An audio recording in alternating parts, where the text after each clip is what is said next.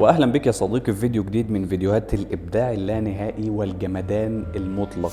بص بقى يا صديقي، انا جاي اشرح لك النهارده الفيجوال ماستر بطريقه خفيفه لطيفه ظريفه. هو الموضوع سهل يا جماعه، بس انا بحب اعقده عشان ابان ان انا خبير. بهزر. بصوا يا جماعه، الموضوع بسيط وسهل وجميل. ايه هو الماستر فيجوال؟ الماستر فيجوال ببساطه هو التصميم. تخيل ان انت تبقى قاعد بتصور وفي واحد توك توك معدي من تحت مشغل اغاني. انا مش فاهم يعني اصور امتى؟ طب ده انا بصور على الفجر.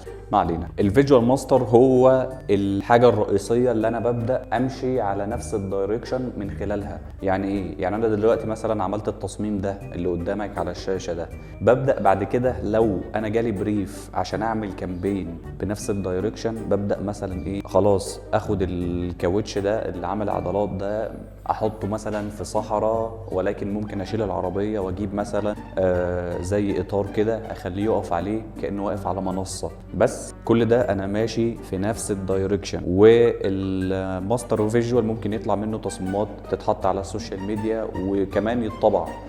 خلاص، فانت لما يجي لك بريف مثلا وتتعامل مع شركه بتعمل لهم كامبين بنفس الدايركشن، وانت هتفهم اكتر من خلال الشرح. خليني اقول لك حملت الصور ازاي. اول حاجه كده رحت عشان اجيب الطريق ده، رحت على فري بيك وكتبت روت في السيرش هنا وظهر لي الطريق ده. عملت داونلود للصوره ورحت على الفوتوشوب، شلت السما خلاص، وشلت البتاع اللي كان هنا ده اللي مش عارف اسمه، وحطيت الجبال دي والزرع ده والعربيه والعضلات دي جايبها من ايمج اف اكس، والكنزايه دي جايبها من جوجل عادي فري، وجبت صخره برضو من جوجل، وبدات اوزع اضاءاتي وشادوهاتي والدنيا كانت في اللذيذ. فاول حاجه كده هنروح نفتح مقاس جديد وليكن 4000 في 2250 مقاس عرضي. طبعا دي مقاس الصوره المصغره بتاعت اليوتيوب، عشان انا اي تصميم بعمله ان شاء الله في المستقبل هرفعه اليوتيوب. ودوست كريت، اروح للصور وهجيب الطريق معايا واكبره كده على قد المساحه دي اهو، وهعمل ريسترايز للصوره، وهجيب البين تول وسريعا بقى ايه همشي على الجزء ده. انا مش محتاج الاجزاء دي خالص، كل ده انا مش محتاجه. وكنترول انتر ودوس ديليت من الكيبورد، وكنترول دي عشان تلغي السلكت. ورحت للصور تاني ورحت جايب السما الجميله دي.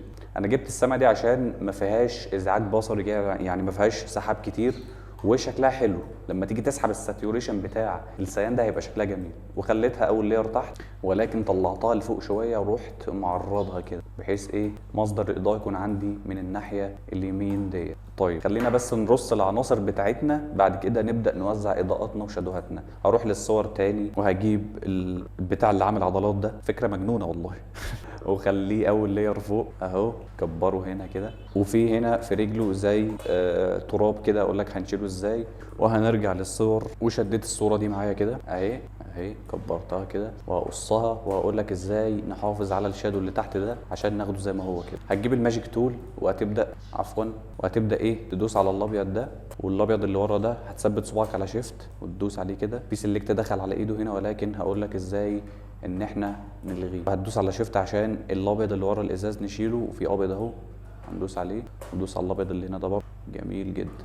هات الكويك سيلكشن تول وابدا بقى خرج السيلكشن ده بره اهو، بس على الهادي عشان السلكت ما يبص. جميل جدا جدا جدا. اعمل ريسترايز لللاير ودوس ديليت على الكيبورد عشان يمسح لك الابيض ده. ابدا كده اشيل الابيض اللي تحت ده سريعا. هشيله بالبين تول، مش هشيله انا، هفصله في لاير لوحده عشان اخليه مالتي بلاي والشادو يكون شكله واقعي جدا، بدل ما نرسم الشادو واخد وقت فيه. على الهادي كده دوس على اداه السلكت المربعه دي، عشان لما تدوس كليك يمين بعد كده هتختار اللاير فيها كات عشان تاخد الشادو ده في لاير لوحده، وخليه على مالتي بلاي. هيديك بص شادو تحس ان هو واقعي جدا جدا جدا. وهتقلل بس الاوباستي بتاعه، وهتروح على فلتر وبلور وجاسيوم بلور عشان ايه يديك كده ايه سنه بلور كده، عشان السورس لايت مش جامد قوي فالشادو مش هيكون شارب. ولكن خلي بالك في ابيض تحت هنا، حاول ان انت ايه تظبطه. ممكن تعمل لاير تحت العربيه وتجيب البرش العاديه وتخليها على اسود وتقلل الفلو اهو، وليكن مثلا على 9 أو 8، وتبطط البرش من هنا كده. تبدا تدي كليكات في الاجزاء دي عشان يلغي لي الابيض اللي جوه اهو. ظبط بقى يا صديقي. وكده كده الاجزاء بتاعت الاطارات دي هتكون مظلمه تماما لان هي مش واصل لها اضاءه. خلاص اعمل بقى اللاير بتاعت العربيه كونفيرت تو سمارت اوبجكت جميل جدا. اعمل بقى ادجستمنت لاير على اللاير بتاعت العربيه واختار الكيرفس من هنا وخليها كليبنج ماسك، ونزل كده السهم ده عشان تبدا تضلم العربيه، وكنترول اي عشان تعكس الماسك، وهات البرش العاديه السوفت برش وخليها على اللون الابيض، وابدا ايه ضلم الاجزاء دي. انا مش عايزها منوره يا صديقي عشان الاجزاء دي اصلا مش واصل لها اضاءه اهي، ولكن ما تافورش قوي. كبر البرش بتاعتك عشان ما تقعدش تلطع كده في العربيه ويبقى شكلها بايخ. جميل جميل. طيب ايه تاني ممكن نعمله؟ هنشتغل على الوحش ده، خليه اول لاير فوق وكنترول تي وصغره سنه اهو، ظبط ابعاده كده يا صديقي. يعني ظبط الابعاد، يعني انت لما تبص وتقف جنب عربيه، لما تقف جنب عربيه انت المفروض بتبقى مش اطول منها، فاهمني؟ فالمفروض ما فيش حاجه تكون اكبر من الثانيه عشان الموضوع ما يافورش. وامسك اللاير بتاعت العربيه وكبرها سنه كده وخليها في النص بالظبط اهو. واللاير بتاعت المتوحش ده هاتها كده وكبرها برضو سنه بسيطه. جميل. هروح للصور بتاعتي يا صديقي وهبدا هجيب معايا الكنزايه دي وهجيب معايا الصخره دي عشان يبداوا يعملوا لي توازن في الصوره. الصخره دي هجيبها هنا واخليها بره الكادر اهو وليكن كده، والكنزايه دي هصغرها واجيبها الناحيه دي عشان الجزء اليمين ده مش هيكون واصل له اضاءه، لان العربيه هتكون حاجبه الاضاءه عنه. خلاص المفروض ان في سنه اضاءه جايه من هنا فهتكون خابطه في الجزء ده، ويظبط كده ابعادها يا صديقي. حلو ان ان مصدر الاضاءه يكون من هنا، فكل الليرات هتكون حادفه شادو الناحيه دي ناحيه الشمال كده. خلاص طيب امسك بقى اللير الجميل ده المتوحش ده خليه اول لير فوق، واسحب منه نسخه وكنترول يو وقلل الاضاءه بتاعته على الاخر، وكنترول تي وكليك يمين واختار الديستور، وابدا بقى ايه ظبط كده من الكورنرات دي اهو اهو اهو اهو. اعمل زوم عشان تشوف، انا ما اعرفش انت من عندك شايف ولا لا اهو يا صديقي زي الفل.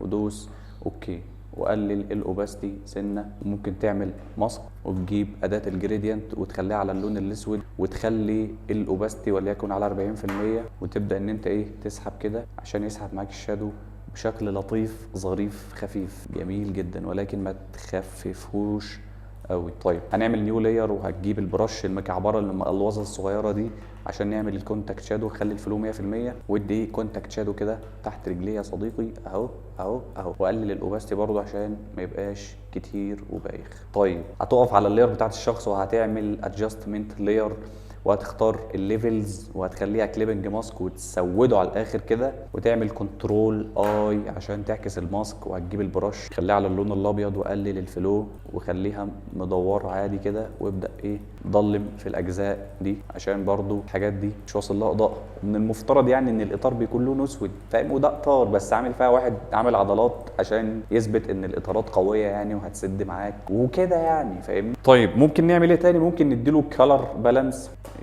وفي الشادوز بقى وادي برضو ناحيه الاحمر والاصفر والماجنتا ليه دلوقتي. طيب احنا كده خلصنا من الشخص ده، لسه هنعمل له الريم لايت اللي هيكون جاي من هنا. المفروض ان في اضاءه جايه من هناك كده. تعمل ادجستمنت لاير وتختار الهيو ساتوريشن وتخليها كالرايز اهو، وتجيب ناحيه الاصفر سنه وناحيه الاصفر كده سنه وتعلي الاضاءه من هنا. جميل قوي. كنترول اي وهات البرش وليكن على 80 مثلا وصغر بقى السايز خالص يا صاحبي. امشي كده ايه عشان الاضاءه تكون خابطه في الجزء ده. صغر السايز على المراحل في شغل الدمج، وهنا برضو في فخاده من جوه كده اهو كده. بعد الجزء اللي على الشمال ده المفروض ان هو هيكون مضلم، فهتقف على اللاير بتاعه الليفل دي وهتجيب البرش برضو، بس هنا هتقلل الفلو وهتبدا بقى ايه تكبر السايز على الاخر، وهتبدا ايه تمشي كده في الاجزاء دي عشان الحته دي مش واصل لها اضاءه. تعمل لاير كده وتجيب البرش البيضه وتقلل الفلو على 4 أو 5 وتبدا ايه تمشي هنا كده. المفروض ان هو فاتح من الجزء ده. جميل يا صديقي. تعالى بقى على اللاير بتاعت العربيه واعمل ادجستمنت لاير وهات الكالر بالانس برضو والاحمر وسنه ماجنتا، وفي الشادوز نفس الكلام، وفي الهايلايتس نفس الشيء. جميل كده. قبل كده بعد.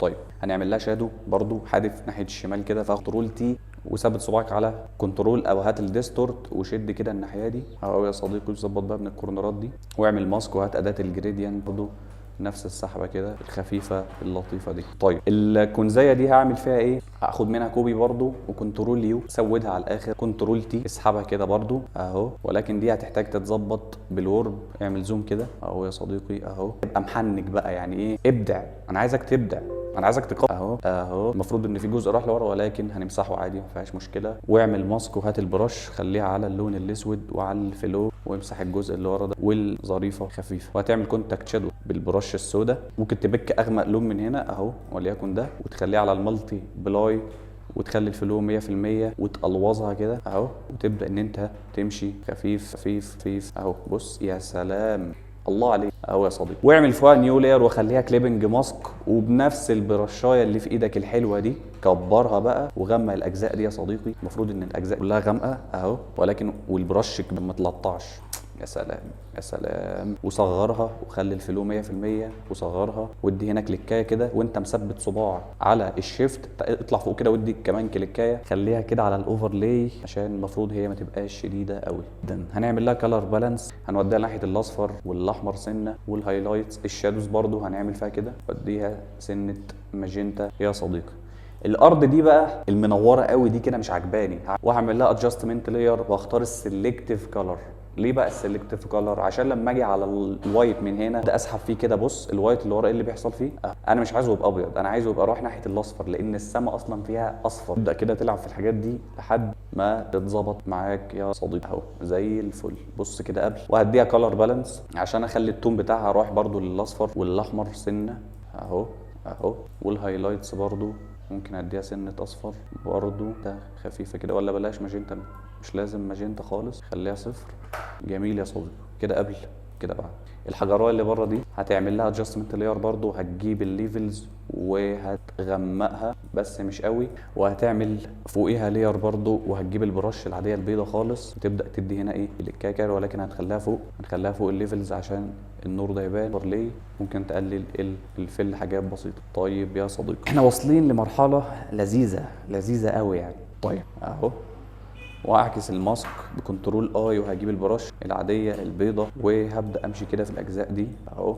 ولكن اللي بالك لو حاجه حصلت غصب عنك بتدوس كنترول زد عشان ترجع، او بتعكس المربع ده عشان ترجع. جميل يا صديقي. ممكن تخلي البلند مود سكرين كويس عشان لسعه الاضاءه دي. بص كده قبل بعد بعد. جميل قوي يا صديقي. هنغمقها من الجزء ده البرش وتقلل الفلو وتبدا تغمق من الاجزاء دي كده. انا مش عايزها منوره خالص، ولكن همسح الجزء بتاع الكشاف ده، ما ينفعش يبقى مظلم خالص. جميل قوي يا صديقي. طيب اخر حاجه ممكن نعملها قبل ما نروح لخطوه الكاميرا رو فلتر، ان احنا نعمل لاير فوق خالص، وتجيب البرش تخليها على 100%، وتجيب اللون الاحمر ده وتخلي المود بتاعه على سكرين، وتبدا تدي كليكايه هنا وتقلل الفل سنه يا صديقي. المفروض بقى ان هو يعكس اضاءه على الارض كده، وهمسكها بكنترول تي اهو. ممكن تجيبها لفوق كده وتمسكها تفرشها كده اهو، وتدبل كليك على اللاير دي، وتعالى بقى على البلند اف من هنا، شد وثبت صباعك على الالت ودوس على المثلث ده، هيتقسم معاك نصين، هتروح ساحب دي كده اندمجت في الارض بشكل واقعي تماما. جميل جدا يا صديقي اهو.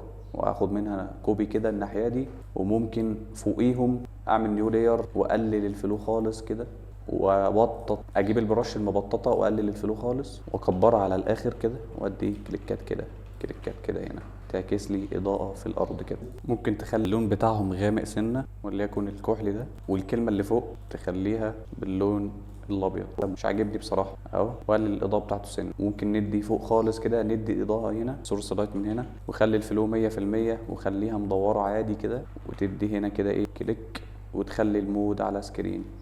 الاكسبوجر جرب كده تعليه سنه، والكونتراست تزوده سنه، واخد بالك يا صديقي. فهقلل كده الهايلايتس سنه برضو بس مش قوي، وليكن على سالب. والوايتس ممكن ترفعها وليكن على 7، والبلاكس انا بحب اعملها على 30، والكلاريتي على 10 بالكتير قوي، ما بحبش افور في الكلاريتي عشان بتبوظ خلاص. والفيبرانس انا بحب ازوده سنه، والساتوريشن بسحبه سنه بسيطه، خليه على سالب 3. التون اللي هو رايح ناحيه الاصفر اللي هو ساعه غروب الشمس كده، فهاجي على الهايلايتس من هنا سنه بسيطه على 5 مثلا. وفي الميدتونز نفس الكلام اهو، حاجات بسيطه جدا برضو، وليكن على 3 من هنا كده، وهدوس اوكي. وبص يا صديقي كده قبل الكاميرا رو كده بعد الكاميرا رو، لي الديزاين في حتة تاني خالص. انت ابداع تروح تطبقها بشكل تاني خالص. يعني تاخد الصورة دي، صورة الراجل المتوحش ده اللي عامل فيها كاوتش عربية، وتروح مثلا تحطه في جبل وتحط اطار تحتيه كأنه هو واقف على الاطار يعني وبيستعرض عضلاته، وده بيدل على قوة الاطارات. احنا كده وصلنا الفكرة بنجاح. الصورة او التصميم خلاص هو الفكرة وصلت له. وبس كده يا صديقي، وبكده اكون وصلت معاك لاخر الدرس. لو استفدت ما تنساش اللايك وتشترك في القناة عشان ما يفوتكش اي حاجة من الحاجات اللي جاية. وبس كده يا صديقي، وسلام عليكم.